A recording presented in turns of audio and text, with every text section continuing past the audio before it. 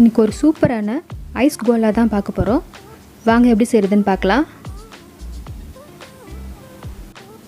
இந்த மாதிரி ஒரு கண்ணாடி டம்ளர் எடுத்துருக்கேன்.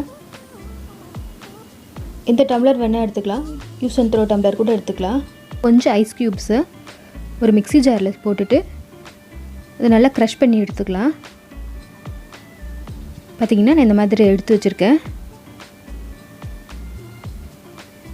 இப்போது க்ரஷ் பண்ண ஐஸை இந்த டம்ளரில் போடலாம்.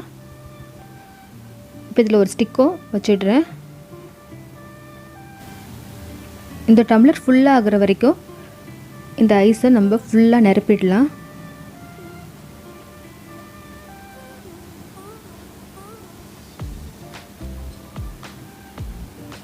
இப்போ ஃபுல்லாக நிரப்பியாச்சு.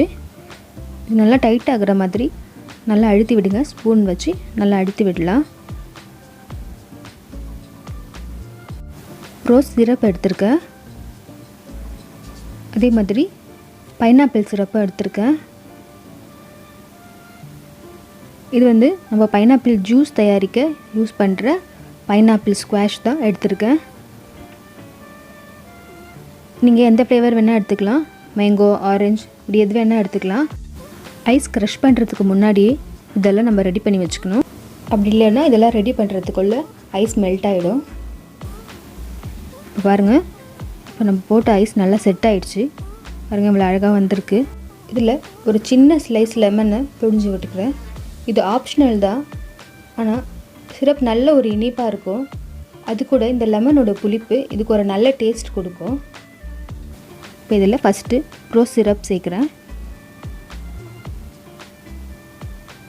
ஃபுல்லாக படுற மாதிரி நல்லா இதில் அப்படி சேர்த்துடலாம்.